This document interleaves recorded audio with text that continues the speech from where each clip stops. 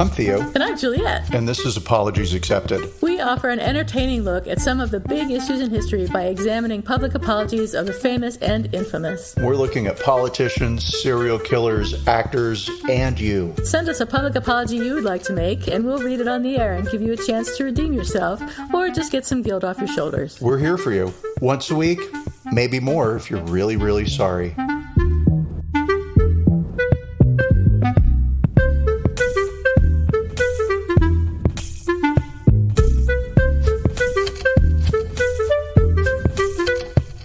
Hi, everybody. This is Apologies Accepted, the podcast. And I'm not Theo. And I'm not Juliet. And what I want to know today, the burning question on my mind, is what's shaking bacon? What's shaking bacon is so much nothing. Work, work, work, as always. I should just have a sign that I wear around my neck that says nothing is going on other than work. It says hard worker. Hard worker. Holidays are coming up. Halloween's around the corner. Yay! So yippee skippy. That's I'm so right. excited. I've already started ordering Halloween Christmas decorations. It's only 2 months away. Christmas is like 2 months away. I'm so excited. I can't stand it. I'm already not ready for Christmas. And never ready for Christmas. You never can be ready for these things. You just have to do your best to keep up. Right, exactly. Whether you want to or not, Christmas will be upon us, as will Halloween. But Halloween for me is a non-stressor. Love it, love it, love it, love it, love it. Right. What are you going to do for Halloween? Are you going to do you think that you'll have kids at your house, or what will be the deal? We will not have any children who come to our door every year. I hope and pray that there will be some, because I love handing out candy. It's super fun. Yeah. Right? But it hasn't happened in a long time. Mm-hmm. And last year we had Halloween at this house. We've been here just a little over a year. There was nobody. And so fair enough. But I'll say, in fairness to the trick-or-treaters in my neighborhood, there are definitely better streets to trick-or-treat on. Yeah. So, and my house does look haunted from the outside. Are you going to have any parties or go to any events? Not a one. That's last nice. night, that's relaxing. For Halloween, I watched It's the Great Pumpkin, Charlie Brown. Oh. Because I tripped over it on TV, and I was like, hell yeah, I'll watch this again. Adorable, sweet, innocent times. So right? Sweet. Yes. And so that's all that's shaking over here, just in disbelief the holidays are upon us. I know. I'm thrilled, though. I went down to the storage space yesterday to get my velvet pumpkins out of storage so I could put them out, and I've got a wreath out and some other little things, just some skull coasters and some fun stuff just for Halloween, and then I'll put them away and put out some fall stuff after Halloween, and then finally after Thanksgiving I'll be allowed to put up Christmas decorations, because I'm not allowed to until after Thanksgiving. Really? So, Same. It's the rule. I understand that rule. I do. Kind of. I would have the Halloween stuff up. I would have the Christmas stuff up. Christmas stuff up at Halloween. Probably December 1st. December 1st, November 1st. Well, you're way more into Christmas than I am. I love Christmas. Yeah. So much. Here it comes. Get ready. Here comes the Christmas talk. But other than that, though, I mentioned in the last episode that I'm going to Ashland, Oregon for the Shakespeare Festival, and we're going to see The Tempest and King John. Oh. And The Tempest has got actors of color, I believe, and King John is all of the parts are played by women. So it should be really cool. Oh, that should be amazing. It should be great. And did I tell you this? I was reading in the paper, the Ashland, Oregon paper, that the person who's the artistic director now, the new artistic director of the Oregon Shakespeare Festival, is a black woman, which is super cool. And she's been putting on more diverse plays and more diverse, putting on plays in more diverse ways. Yeah. And there was a columnist in the Ashland paper that was complaining about this because people are stupid and suck. And he was saying, one of his things was, he's like, we don't need this here in Ashland because we're 91% white. Well, and I mean, hello. Okay, guess what? You can go and watch the whitest white Shakespeare productions of all time online. There's thousands. Anywhere, any time of day. I mean, isn't it the point that you're all white, that we need more diversity? And also, isn't it also supposedly an international festival? So you're supposed to be having people coming from all over the world who are hopefully not 91% white like you ignorant assholes are. Well, and other than you missed the point of Shakespeare entirely, which is that the reason the plays still survive today, they are 400 years old, is they lend themselves well to adaptation. They're meant to be flexible, and Shakespeare himself adapted his plays as needed to meet situations and circumstances at times. So, it's not some holy grail that can't be touched. The point of Shakespeare is that it's still living, being the works. Shakespeare was a fucking genius. The man is very dead. This columnist for the Ashland paper is a fucking idiot. So that really made me mad. And it made me think twice about moving to Ashland because, A, I hadn't realized that Ashland was 91% white. I mean, how fucking boring can you get? So I don't know that I want to live there anymore. I'm thinking seriously about not moving there. Not that we had decided that we were going to move there or anything. It was just an option. But a thing. It was a top runner in the possibilities.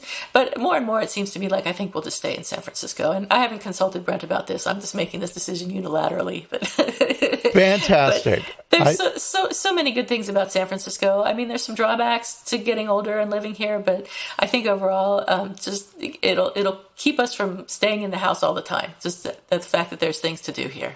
I will say, having moved from a diverse city to a city that was much less diverse, that it is jarring. And there is a difference between places where there's diversity and things are normal, and then places where there's not diversity. And an all-white town, no thank you. No way. No thank you. No thank you, exactly. Not for me, not for anybody, hopefully. But not for Shakespeare. Speaking of nothing in particular, so we learned a new word today. What's that word we learned?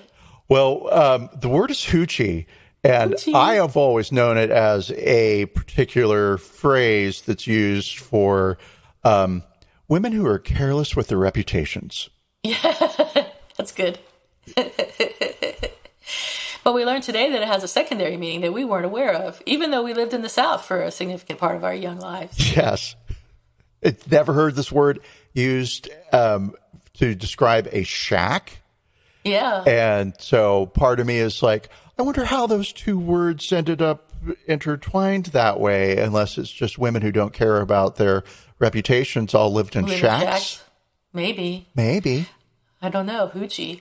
But we came upon this word because we're thinking today about the Haunted Hoochie, which is the name for a haunted house, or I guess it's called a haunted house, like a haunted house event type thing in Ohio. No, I'm sorry, Pittsburgh, Pennsylvania. I thought it was Ohio.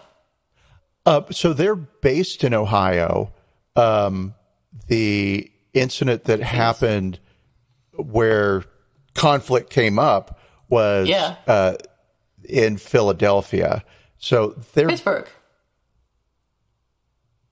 Oh, you're right. It was Pittsburgh.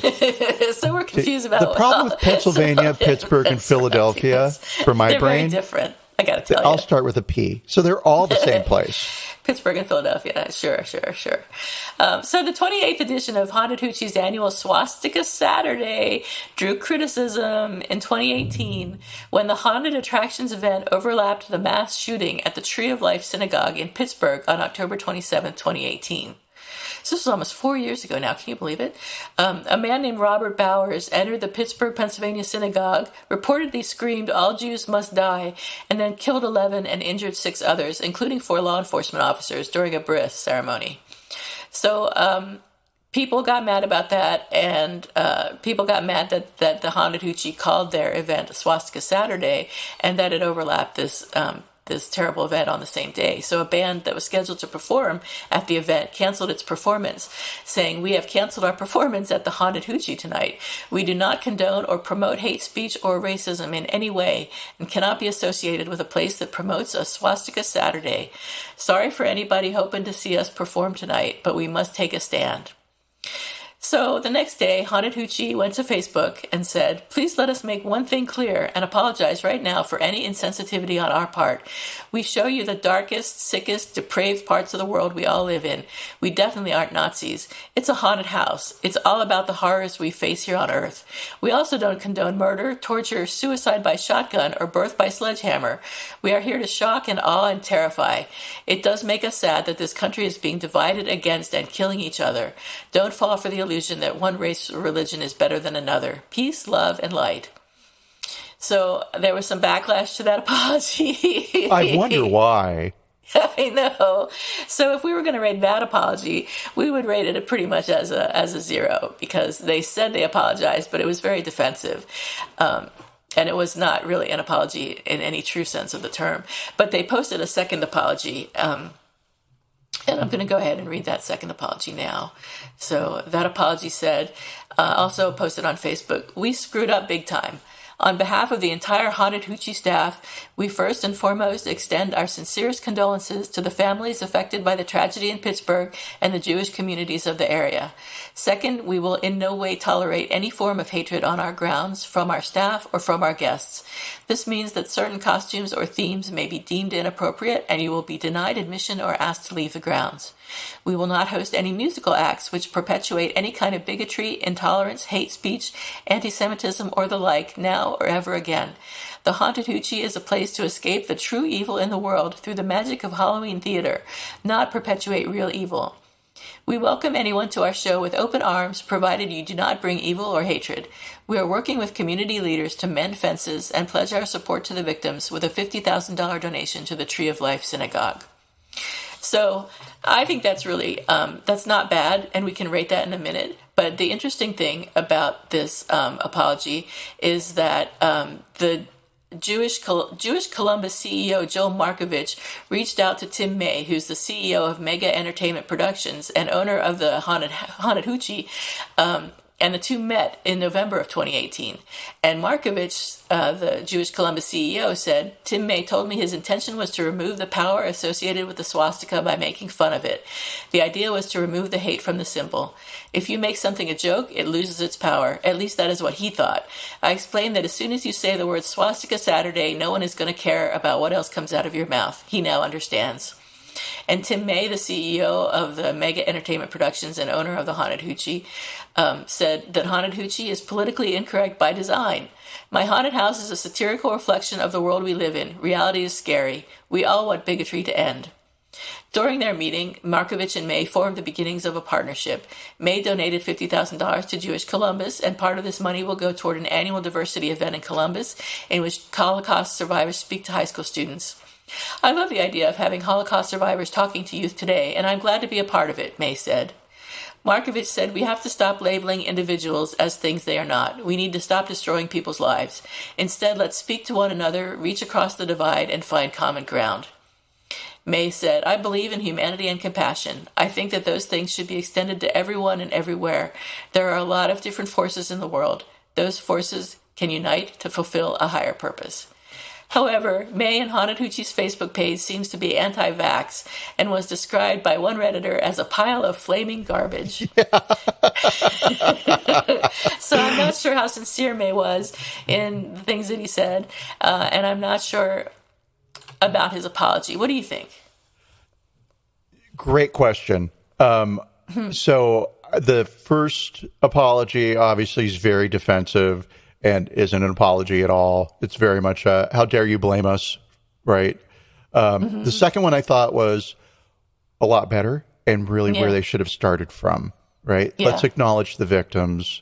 It was in the national news. There is no way you hadn't heard about the shooting at a Jewish synagogue where 11 people were murdered. Looking from the New York Times, just as a reminder of what happened on Saturday, October 27th of 2018, armed with an AR-15 style assault rifle and at least 3 handguns, a man shouting anti-Semitic slurs opened fire inside a Pittsburgh synagogue Saturday morning, killing at least 11 congregants and wounding 4 police officers and 2 others. In a rampage described as among the deadliest against the Jewish community in the United States, The assailant stormed into the Tree of Life congregation, where worshipers had gathered in separate rooms to celebrate their faith, and shot indiscriminately into the crowd, shattering what had otherwise been a peaceful morning. The assailant, identified by law enforcement officials as, we won't mention his name, fired for several minutes and was leaving the synagogue when officers dressed in tactical gear and armed with rifles met him at the door. According to the police, the assailant exchanged gunfire with the officers before retreating back inside and barricading himself inside a third-floor room. He eventually surrendered. The assailant was 46, was injured by gunfire, although the authorities said it was not clear whether those wounds were self-inflicted or whether the police had shot him. He was taken to the Allegheny General Hospital. So I share all that to highlight what happened and to say, on no planet did this not hit their radar. I don't care how busy you were preparing for Swastika Saturday night. Yeah. I get the argument of, if we make fun of despots and authoritarian leaders, they lose their power, right? I get that argument. I think there are some exceptions, right?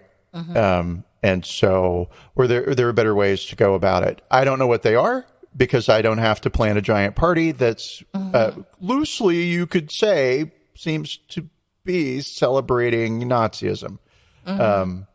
So yeah, the second apology, getting back to that, I feel was much better. What I like about it is what they're going to do, that there's some reparation there. And I always hate it when it's like money, but money does fix a lot of things. It certainly helps. And that was a considerable chunk of change, $50,000. The Haunted Hoochie did not have to do that. The pushback, the kickback, the backlash, that's the word I'm looking for. I've never experienced that, so I don't know. I'm very familiar with that word. The backlash they received must have just sent their heads spinning to cough up a $50,000 donation. So,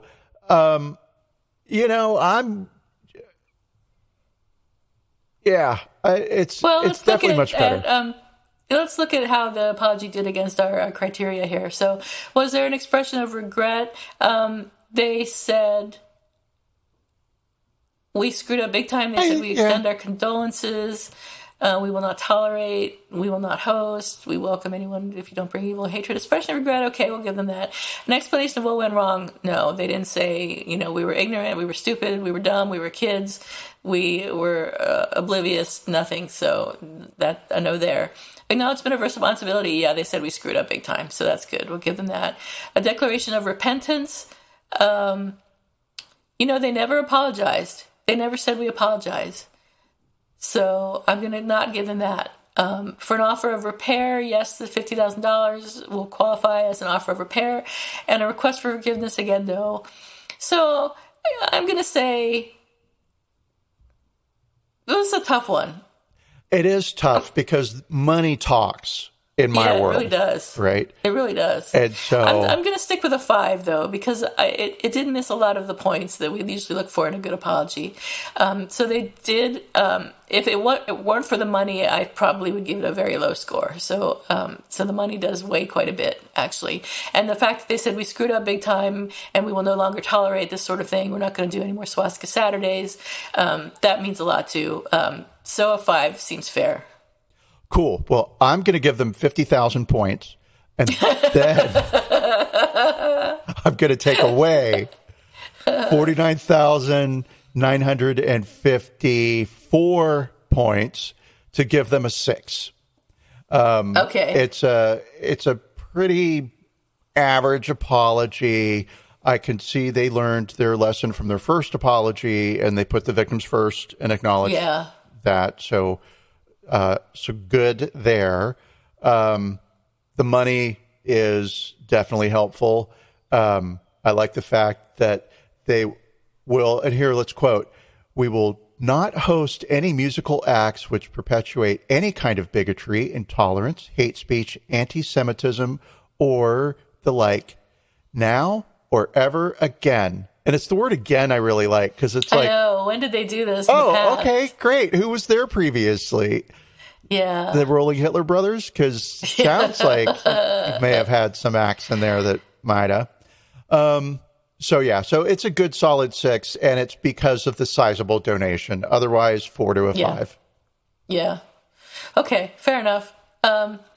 All right, so do you have an apology expected or a who's sorry now today? Actually, I've got a little bit more on this story. Oh, you do? Let's hear it. Because I have to delay while I shuffle through my brain for like, oh, sorry now, because I had one and then it's gone. Oh, and I remember what it was. So cool. Okay. So why is the swastika bad when it started off good? Right? Let's take a quick look at the history. I know why it's bad. I do. Okay. I can hear the groans. Sure. Oh, no, don't. Okay, ready? The history of the swastika.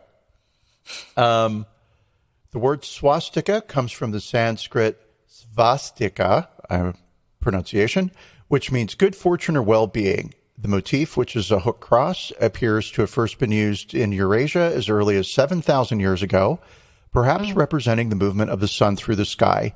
To this day, it is a sacred symbol in Hinduism, Buddhism, and a couple of other religions. It is a common sight on temples or houses in India or Indonesia. Swastikas also have a history in ancient Europe, appearing in artifacts from pre-Christian Europe cultures. The discovery of the swastika as a historic good luck symbol. The symbol experienced a resurgence of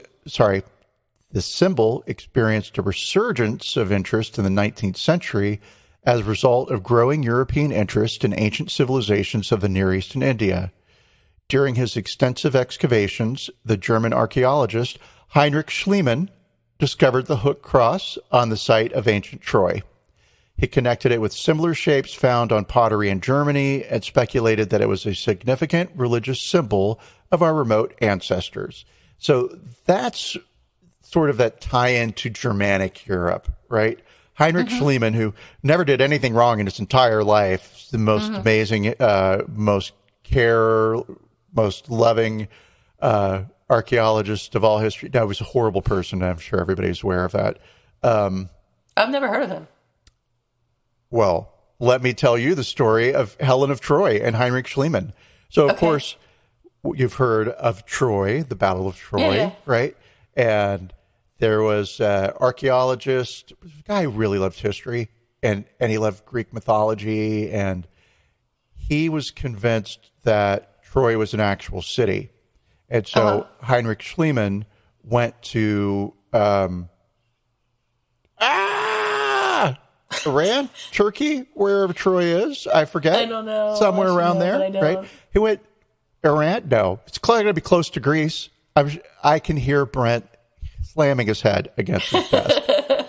How, Theo, are you so stupid? And yet, and me too. You have a microphone in front of you to amplify your stupidity. So anyway, Heinrich Schliemann's the guy who found Troy, and this was at a time when historians and archaeologists were sort of like, oh, the mythic past, it's all stories and fiction. And when was this that he found Troy? Do you know, approximately? Gosh, in the 50s? Yeah, late 1800s. Late 1800s. Late 1800s. And, oh gosh, and so he's a bad man because he carted off a lot of what he found. And it, of course, found its way into museums, but also into his pocket. Museum of, yeah. So he stole a lot of artifacts from the site, or you could say he found them and kept them, right? Yeah. But he sort of smuggled them out, so he wasn't finding and keeping; he was smuggling them out. But so Heinrich Schliemann is credited with having discovered the Trajan site, or Troy, right? Yeah. And is it actually Troy or not Troy? Who knows? But because it just lined up so nicely with the Homer Odyssey and Iliad, and helped sort of point to there may be truth in myth, he gets a big giant gold star in the history books for this discovery, right? But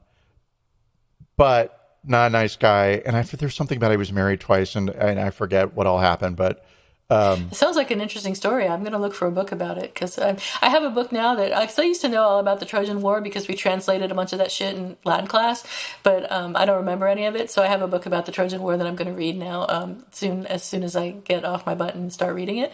But I would like to read a book about this Schliemann guy, because it sounds like that would be an interesting story. Oh, it's it's right up there with Tutankhamun, right? And the I'm going to say Harvard Carver, and that's not it. Whatever his name is, Lord Carver, the guy who, don't know, air quotes around, discovered Tutankhamun's tomb, right? Rediscovered, right?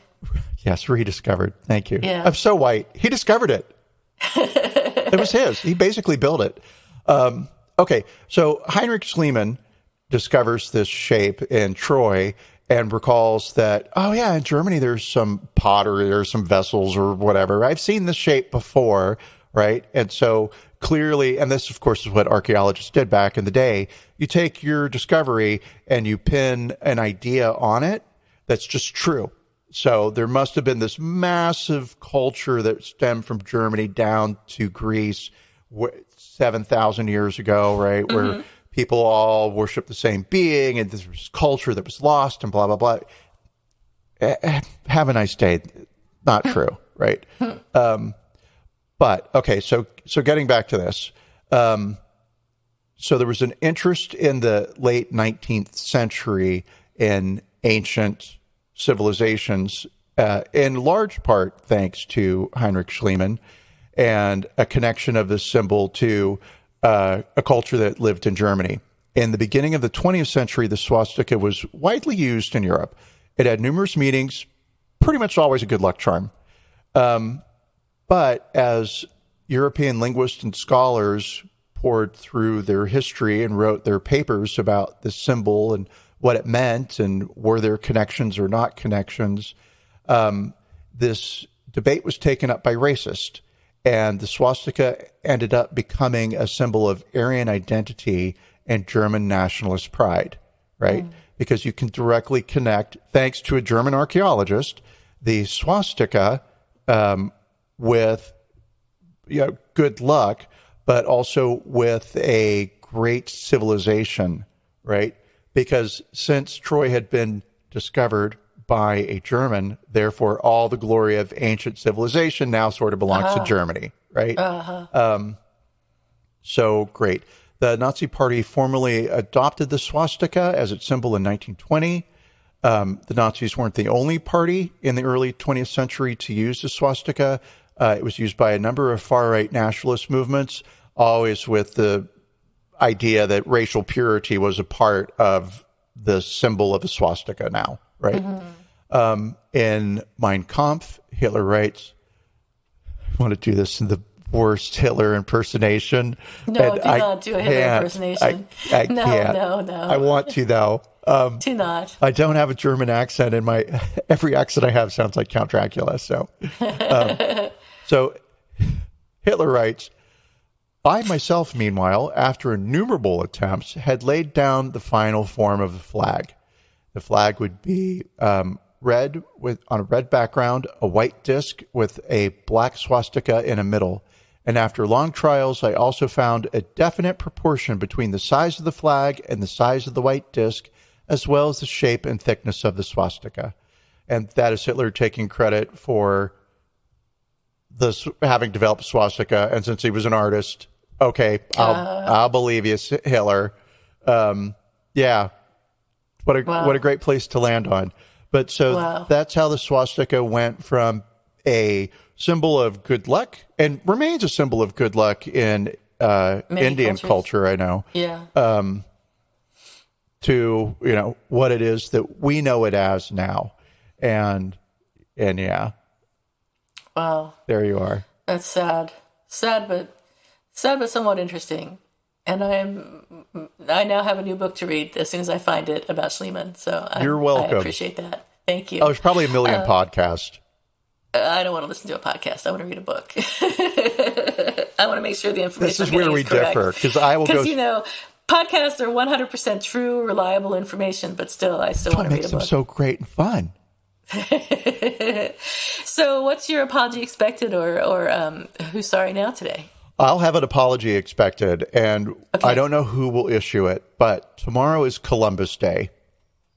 Indigenous Peoples Day. Well, yes, it is Indigenous People Day as well, but I think on my calendar...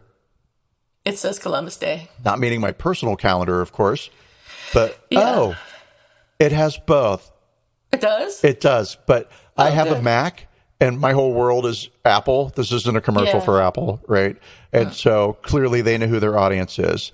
So it's Indigenous People Day in a big red, very bright red bar with white lettering, Indigenous People Day. And then just above that, in a paler pink, it says Columbus Day.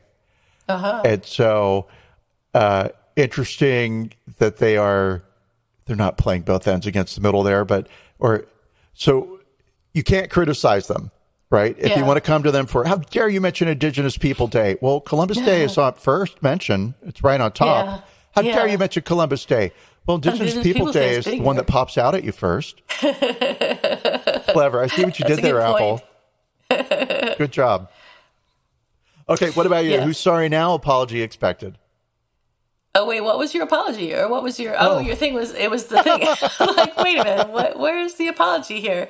Is it about the calendar? I don't know who it's going to come from, but somebody needs to apologize for Christopher Columbus. And has that happened yet? Oh, it's like I the don't U.S. know. issued a formal apology, or Italy, or the Columbus family. Italy's not going to.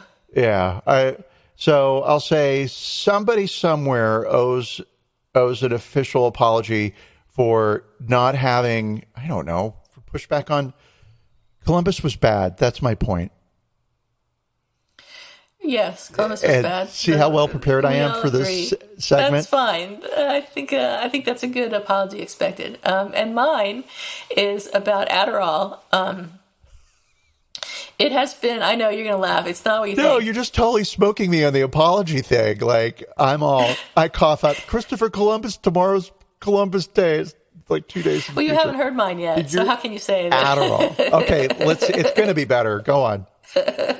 So it has been difficult for some years now, at least 7, but probably closer to 10, maybe even longer, for people to get Adderall. I have had friends who have been prescribed Adderall and have witnessed firsthand their attempts to find the drug at their pharmacies. So there's been shortages of Adderall and other versions of drugs used for treating ADHD.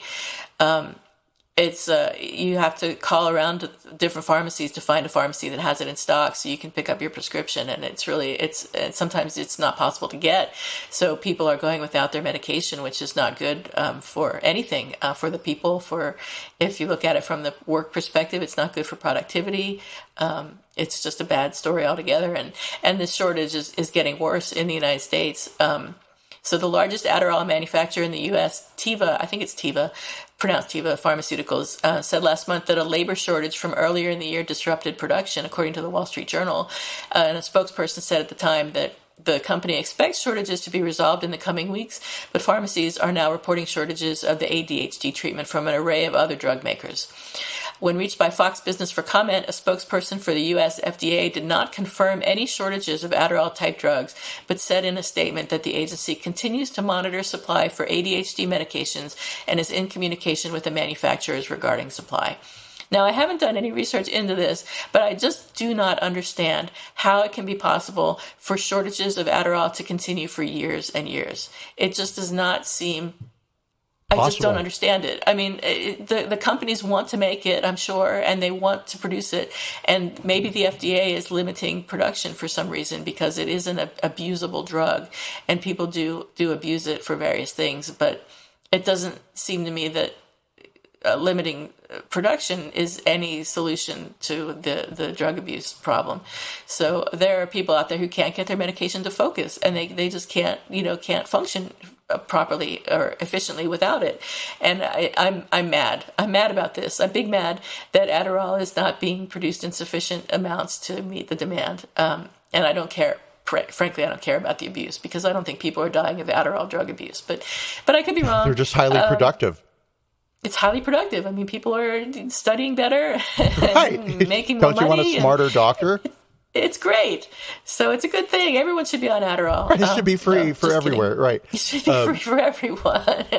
So that's my apology expected. I think all the manufacturers of the drug should apologize, and the FDA should apologize for whatever their part is in limiting the production. So that's my story. Fully agreed. The FDA should apologize. It can't be a supply chain disruption, although maybe some, I don't know, right? But I could say this. You know how there's a sriracha shortage? Yes. Right? Because the chilies that are used to make sriracha aren't growing because of climate change. Yeah. Maybe some of the main ingredients are harder to get a hold of now because of climate change. I mean, I could say like supply chain, blah, blah, blah. But all this was happening 10 years ago, so we didn't have quite the impact of climate change on our environment as we do now. So I'm guessing it's not climate change, but not climate I don't change. know what it is. I can't get sriracha either. Can you? Oh, yeah. Yep. You can? Asian markets. Oh, okay. Oh, cool. I haven't tried Asian markets. Thanks. Yep. I went to an Asian market specifically for sriracha. And may I say, I skipped over many rip-off brands of sriracha. Oh, yeah, sure. At the fancy grocery stores. Everybody's got like a sriracha thing now. And I was like, nope, I want my sriracha with the rooster, and I want the real thing. So yes. So I highly recommend that. We all agree. And we demand Adderall. And sriracha. So on that note, bye. Bye. Take care, everyone. Stay cool, cucumbers. Bye. Bye.